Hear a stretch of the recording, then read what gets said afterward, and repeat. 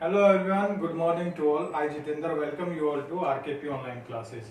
As you know beta, this will be our last class and in this class we will cover our chapter atoms and molecules.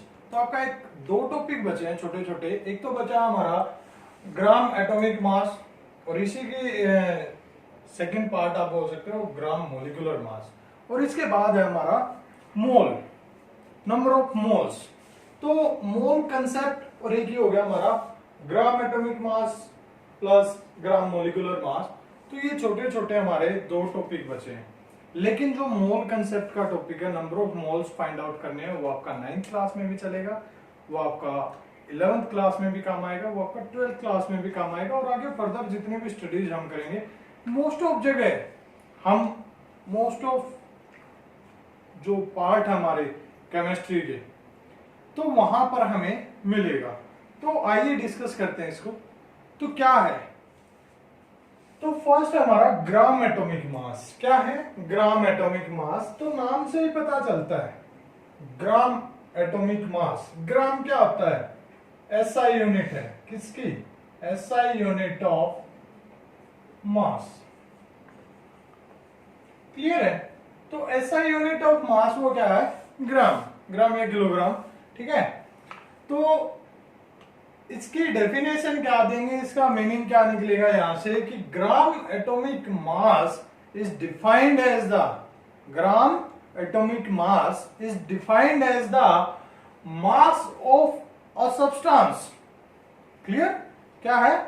Mass of a substance where the mass of substance is equal to the atomic mass. Clear है कि क्या है? किसी substance का जब मास किसके equal हो जाए, उसके एटॉमिक मास के इक्वल हो जाए तो उसको बोलते हैं gram atomic mass. Same gram molecular mass. इसमें क्या होगा? The mass of substance when it will be equal to the molecular mass of that substance. Clear है कि उस सब्सटेंस के मोलिकुलर मास के इक्वल जब उस सब्सटेंस का मास हो जाएगा, ठीक है, क्वांटिटी जितनी है उसके अंदर, मास का मतलब होता है कि कितनी क्वांटिटी है, वो उसके मोलिकुलर मास के इक्वल हो जाए तो उसको बोलेंगे क्या? ग्राम मोलिकुलर मास. क्लियर है? तो आइए फॉर एग्जांपल इसको डिस्कस कर लेते हैं. एग्जांपल लिया मैंने किसका? एग्जांपल लिया मान लो मैंने सोडियम का. क्या लिया? सोडियम का. सोडियम का एटॉमिक मास कितना है? एटॉमिक मास हमने फाइंड आउट किया था. एटॉमिक मास फाइंड आउट करने का क्या वे था? Atomic mass will be equal to the number of proton plus, जल्दी बताओ बेटा, नंबर ऑफ न्यूट्रॉन. यही था ना? Number of proton plus number of neutron. ठीक है. तो जो सोडियम है, सोडियम के अंदर कितने प्रोटॉन है? 11. कितने हैं? 11. और न्यूट्रॉन कितने हैं? 12. तो एटॉमिक मास कितना आ जाएगा? 11 प्लस 12 कितना आ गया? 23. क्लियर है? तो atomic mass of sodium, Na symbol था किसका? सोडियम का बेटा. ठीक है. पीरियोडिक टेबल से आपको याद भी हो गया होगा. ठीक है. सोडियम का जो एटॉमिक मास है वो 23 है. क्लियर? और यूनिट क्या होगी एटॉमिक मास की? क्या होगी बेटा? Atomic mass unit. Atomic mass unit लिखेंगे ना. तो जब सोडियम का जो मास है वो इसके एटॉमिक मास के इक्वल हो जाए तो उसको क्या बोलेंगे? सोडियम का ग्राम एटॉमिक मास बोलेंगे. तो एटॉमिक मास हमारा 23. तो सोडियम का जो मास है वो 23 ग्राम हो जाएगा. तो ये 23 ग्राम क्या हो गया इसका? ग्राम एटॉमिक मास. क्लियर है बेटा? फिर हम बात करते हैं किसकी? ग्राम मोलिकुलर मास की. सेम एग्जांपल हमने क्या लिया? कोई भी सब्सटेंस लिया. ठीक है. हमने मान लो क्या ले लिया? फॉर एग्जांपल वाटर ले लिया. ठीक है. वाटर का एग्जांपल हमने लिया.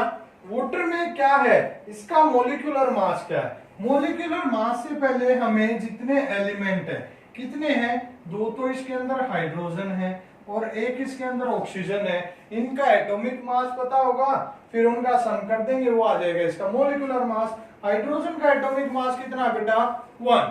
हाइड्रोजन अकेला ऐसा एलिमेंट है, मैंने पहले भी क्वेश्चन पुट किया था कि tell the name of that element that is having atomic number and atomic mass same. कि जिसका एटॉमिक नंबर और एटॉमिक मास है वो सेम हो तो हाइड्रोजन ऐसा एलिमेंट है बेटा।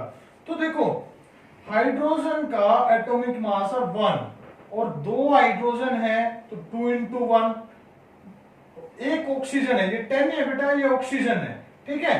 और एक ऑक्सीजन का कितना है 16 प्लस 1 into 16 कितना आया 2 plus 16 यानी कि 18 AMU एटॉमिक मास यूनिट। तो अगर वाटर की हम जो वाटर का जो मॉलिक्यूलर मास है वो हमारे पास 18 आया, तो वाटर का अगर मास इस मॉलिक्यूलर मास के इक्वल यानी कि 18 ग्राम लें तो वो हो जाएगा वाटर का gram molecular mass.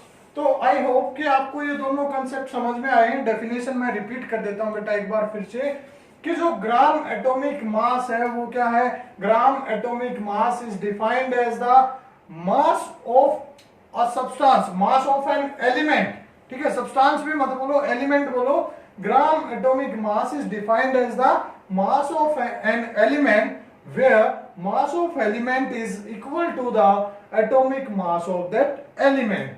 Same gram molecular mass में हम क्या बोलेंगे, gram molecular mass is defined as the mass of a substance where mass of substance is equal to the molecular mass of that substance. यहां पर substance आप use करोगे, यहां पे आप एलिमेंट यूज करोगे, ठीक है। Mass of element where mass of element is equal to the atomic mass of that element. तो ये था हमारा बेटा टॉपिक। आई होप कि कवर हो गया होगा। Thank you, have a nice day बेटा।